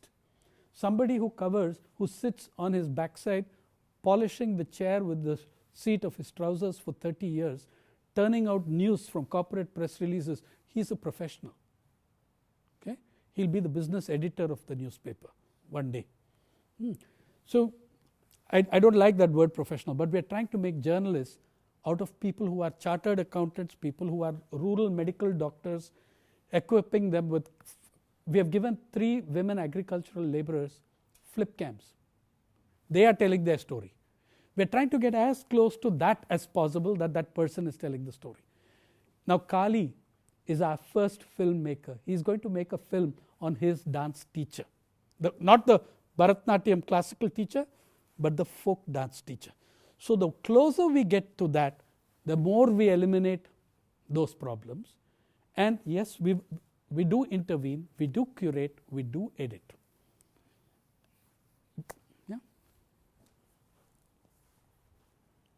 Yeah.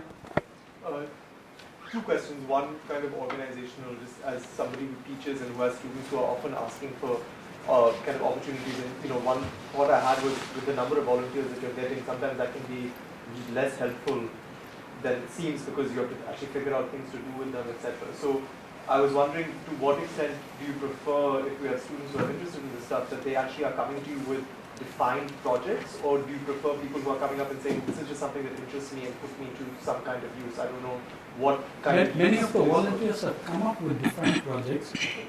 Some of them don't know how to go about it.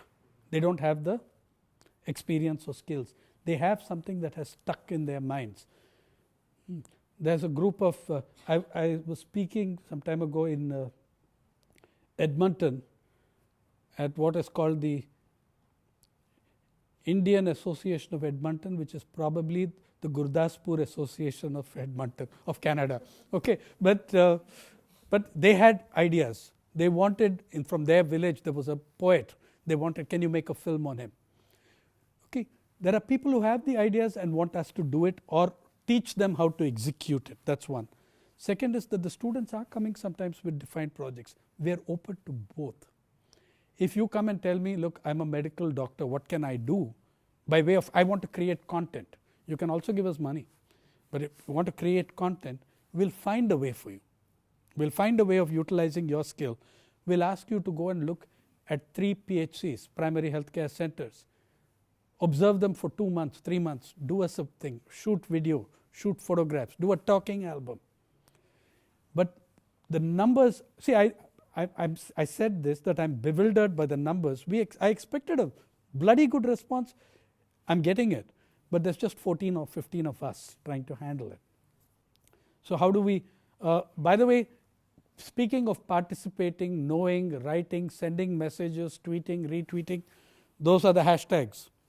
Twitter.com/PARI network, Facebook.com. Chitrangada Chowdhury has been handling single-handed the social media of the site. It's impossible. It's grown so fast. There are now 8,000 Facebook likes and 3,000 Twitter followers almost. In what? In 40 days, 50 days, they've come in. So we are looking, in fact, I don't want anyone to go away and I don't want lower numbers. I want people to keep coming. We are, if people come to us with ideas, I might just shoot down the idea if I don't approve of it. Like we will not allow anything that has a suggestion of the communal or the sectarian. I will not allow that. Simple. But I will try getting something else out of that person. There are guys whom I know who I will never allow them to write for me or take photographs for me on anything that has communal or sectarian possibilities. But I know that the guy is a very good cattle breeder. I'll ask him to do a story on that. I don't want to turn him away. He's also an Indian. He's also, came out of a village at some point. He's a rural Indian. His heart is there. He wants to do something about it. So we want to accommodate the widest spectrum possible. We have not opened up the site to opinion pieces yet. I think it's very unlikely that we will. There is in all analysis, there is some opinion. But as in an op-ed page, no, we're not doing that. The polemical stuff and all that I do in my personal site, psainath.org. When I need to be abusive, I go there. But I don't want that to polarize visitors and viewers here. We're talking about rural India. So you got students, first thing, you can, as part of your teaching, you'll find it a very interesting teaching tool. Now, there was one more, about 10 videos which I haven't shown you that I'd hoped to. Kujri, the same Purna Das in his village, there's a 73-year-old woman farmer challenging our notions of development. Telling us, she said, what jobs is POSCO going to bring? Do you think I'm an idiot? She says, is there a postman today in the region? After the cell phone came, do we have a single postman? We don't have a single postman. You bring a big factory with big machinery and talk about creating jobs. I know the kind of jobs you're going to create. Men will walk with shovels over their shoulders and women will pick ore chips into baskets. This is your job. Mine is a skilled job. I cultivate beetle leaves. Do you know how difficult that is? She completely demolishes, So I'm saying that's useful for teaching. much more than someone reading a book, to find Gujari Mahanti talking to you directly, face to face, is so much more powerful. I think those women agricultural laborers are going to come up with something spectacular. It's good for your students to see what they look like, who they are, that these are people, these are persons. So defined projects, undefined projects, both. Yeah. I had a question about how you tackle the question of language when you travel. Number one, I speak 5 languages equally badly. But language is a matter of communicating. And if people want to talk to you, they will. They'll find a way of doing it. See, I work with very large networks of journalists whom I've trained over the years. If I go to Odisha today or I go to Vidarbha today, there's no way that the car I hire will not have 10 journalists packed in like sardines, in 2 tins of sardines in 1 tin. Okay? That's how we will travel. I don't ever say no to a young journalist of that region. I don't take journalists from outside into that region. That I will not do, except for colleagues of 20, 30 years whom I have full faith in that they're not going to screw it up.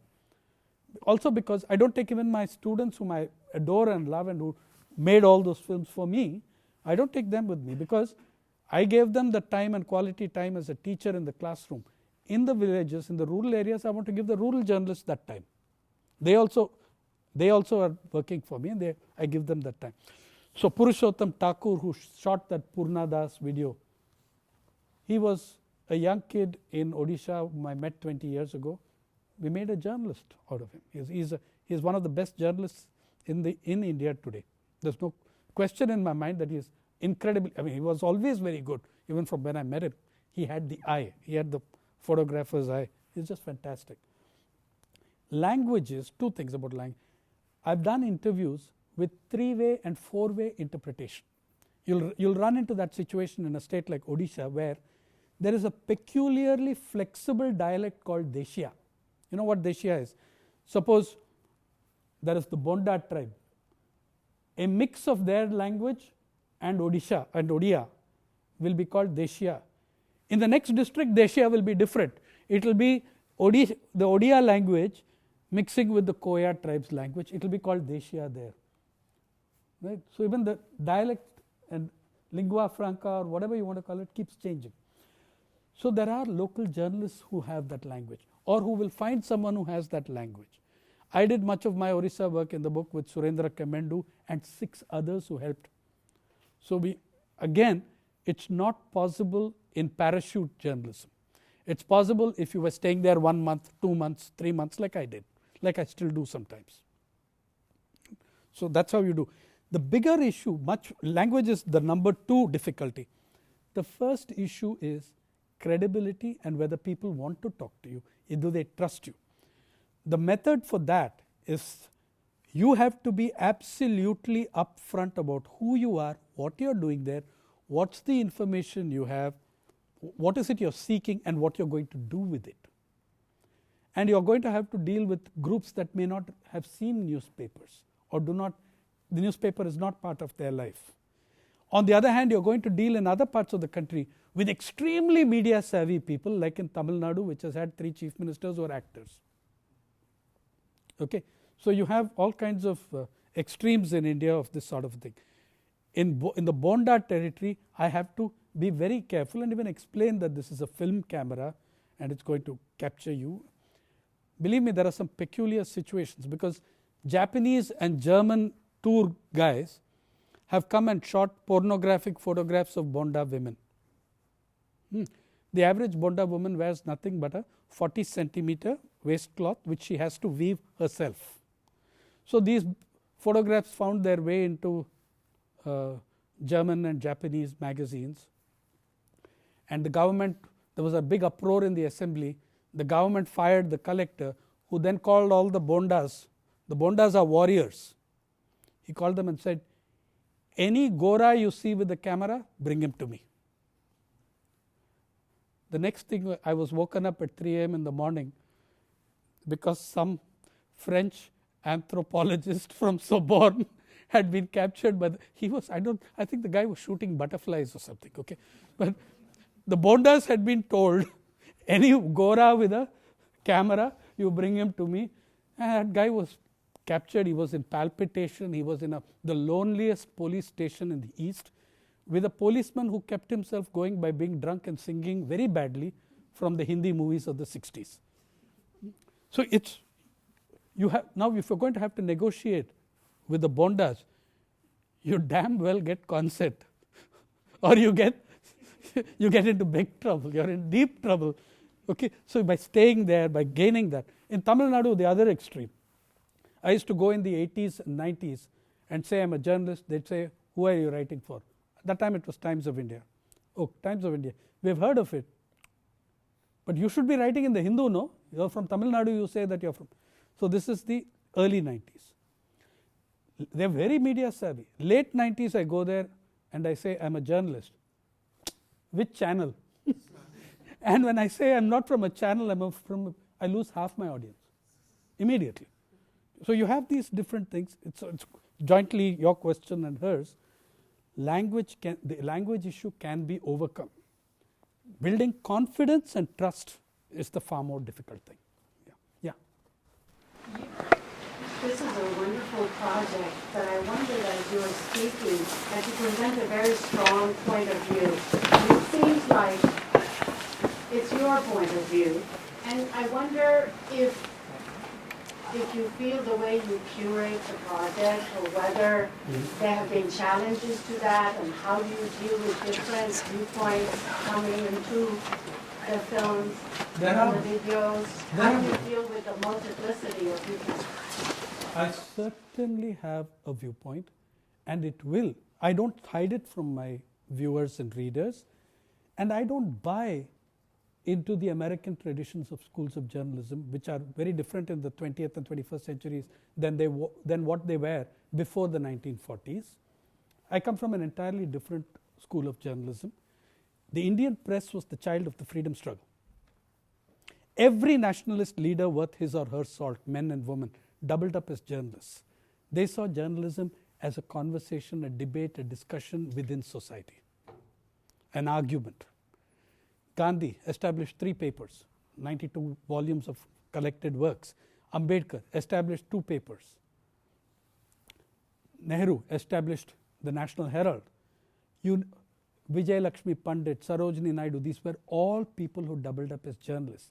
The radical stream of the freedom struggle ran some of the best newspapers like Vanguard. The coverage of the Bengal famine was basically in the underground press of the radical left of the freedom struggle. In this journalism now today, what we call mainstream journalism is essentially corporate media, which reduces journalism and is totally accepted. Let me tell you about the name of this hall, Henry Luce Hall. Who was Henry Luce? Do you know one of his famous statements? I like him. He had the honesty and the decency to say objectivity is a phony. His magazine makes a religion of it. And you know what his magazine has done recently? Time Incorporated. They have ranked journalists on beneficial to business and advertising.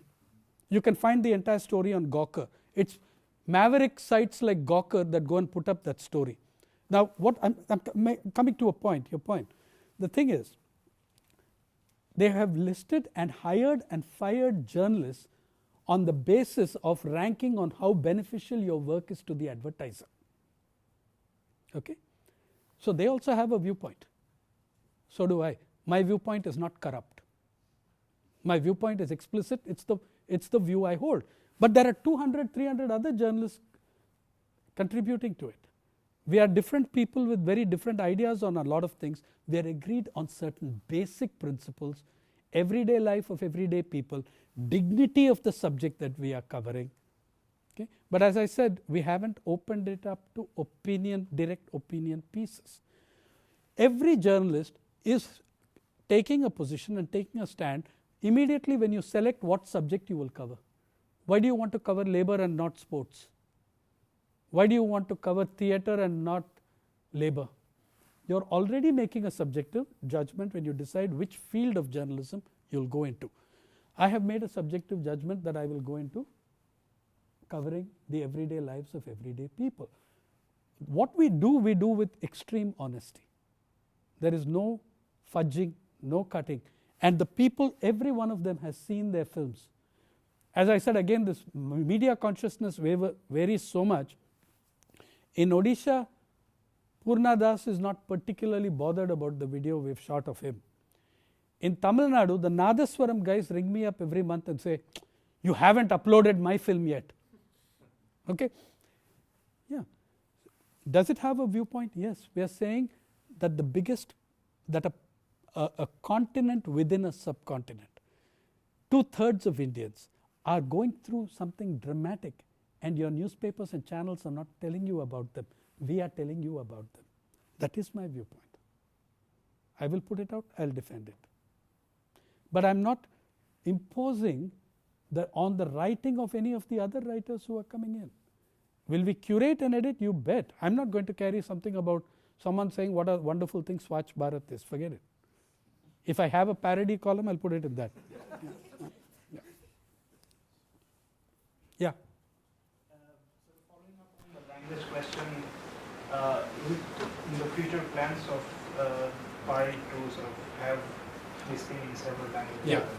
2 or 3 things. The longer term plan, and you will like this, the longer term plan is that this will spin off into different portals, Hindi portal. But before that, in this coming 2-3 months, especially when I get back to India, here is the plan for what we are going to do. Suppose you write us you're a brilliant Hindi reporter from the Hindi belt, and you write us a report in Hindi. It's not correct for visitors to come to a site where there are 6 scripts on the page. You'll immediately leave because it's bewildering. So when they come to your page, when they come to the site, they will see your article in English. It will be translated up there. But at the top of the piece, there will be a button. Read in the original Hindi. Read in the original Tamil. So you can look at what you actually wrote. Readers who prefer to read you in Hindi can read you in Hindi. That's one. Second, as I said, the subtitles. We're increasing the reach. Again, the filmmakers are very different people. There are very different interests, very different viewpoints on that. So you just explore the site and see the diversity in it. There are films on dance. There are films on craft. There are films on carpentry, on pottery, on the sheer. I would say that we offer more pluralism and diversity than any media outlet in India does. So, that's it, and it's part of our viewpoint that's what we are there for, to capture that diversity and stuff. So, do you like that idea that your article will be there in English for the general visitor, but someone sitting in USA longing to read it in Hindi and read it, because maybe what you actually wrote it in is Bhojpuri. Maybe your idiom is Maithili. Maybe your language is Awadhi. So I want readers should be able to see what you originally wrote. That, my guess, is 6 months to a year will be equipped for that. If we are not out of time, you had mentioned that you had something on water conflicts. The photographs. Okay, I'll show you a quick photograph of. See, water is the most underestimated crisis in India today. We are in such severe trouble, you won't believe. Karuna mentioned the World Media Summit Prize. It was given for a series of stories on water. Everything I hate this word drought. It's a fraud and a sham. A lot of what you have is a gigantic water crisis, largely self-created and self-inflicted, like in this country as well. Okay, your polar airs that used to interact with your oceans and then go as rain to California, now come here as blizzards with the warming of the oceans. So California is now having a drought. That's a man-made crisis. Human agency has a substantial role in that. In our case, take Maharashtra, which is having a devastating drought. We are growing 2/3 of sugarcane. Maharashtra is one of the 3 biggest sugarcane producers in India. 2/3 of our sugarcane is grown in drought-prone areas. Okay, 1 acre of sugarcane, you can cultivate 12 to 15 acres of bajra or jowar. We cultivate sugarcane, cash crop, export, currency, all this nonsensical stuff that we go through. You know how much water 1 acre of sugarcane takes? 18 million liters. How much water 1 acre of roses takes? I'm talking about start to finish. The total produce of 1 acre of roses, 21.6 million liters. If you want to know how much 18 million liters is, it's 7.5 Olympic-sized swimming pools or 10 Boeing Dreamliners. Okay, so we are creating this crisis. We've put millions of excess bore wells, and the groundwater crisis is now deadly. And while that crisis is on, these are the kind of houses the elite are building in India. Have a look at this.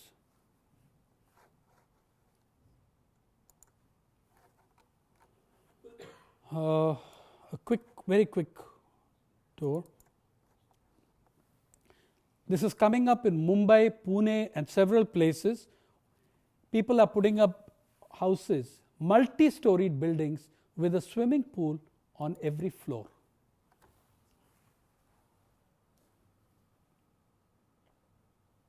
One of our biggest issues and explicit viewpoint is that we are combating inequality by educating audiences and people about it.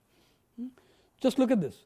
This is was to have come up in Goregaon in Mumbai, and they got permission. They got municipal permission, but all the noise everybody made about it seems to have thrown a spanner in the works. That's how it will look if it's completed. 74 swimming pools. Can I put off that light?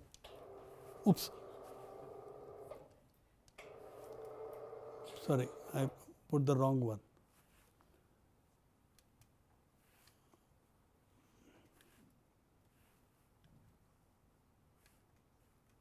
Yeah. 74 swimming pools in one complex, 2 twin towers. So this is the artist's vision or nightmare, as you will. That's how gloriously it will look. This is crude, nourish Mumbai. Now if you go to my hometown, the far more culturally refined Chennai, we make it one every third floor. But my favorite, but if you get down in Mumbai and drive to Pune, in that 200 kilometers drive, you will see hundreds of hoardings, giant hoardings on the side, all of them emphasizing villas with swimming pools. My favorite villa, is it here? Yes. I just love this. This is a complex with 23 villas. Each of them has a swimming pool like that. You know why this is my favorite? Because it says luxury homes with an attached forest reserve. In Maharashtra, the damn tiger doesn't have an attached forest reserve. But these guys do. Not very far from this board is how average Indians get their water. So there's your water crisis. Look at her. She's standing on 5 stones that she's piled up to be able to capture water from a leaking municipal tank. She captures it in a smaller vessel, pours it into the bigger vessel. She makes 30-40 trips like that. Her home is not very far off, but each trip is 200-300 meters. You calculate how many kilometers she does in a day. Each time she's made 3 trips back and forth, how many kilometers has she done with 300 meters? And she does 20-30 trips a day to do that. Yeah. So that was the water thing that I said I would do. Yeah. So I mean, anything else? We would be covering. Oh, it's very important to know who builds those multi-storied towers. If you're a journalist like me, the first thing you want to know is where are the construction laborers from. So I went out and spoke to the construction laborers of that luxury home with a forest reserve attached. They're all from the villages. They are marginal farmers and landless laborers who have abandoned the village because of the water crisis. and they come and build our swimming pools in Mumbai and Delhi. Think about it. This was the rural transformation. Thank you.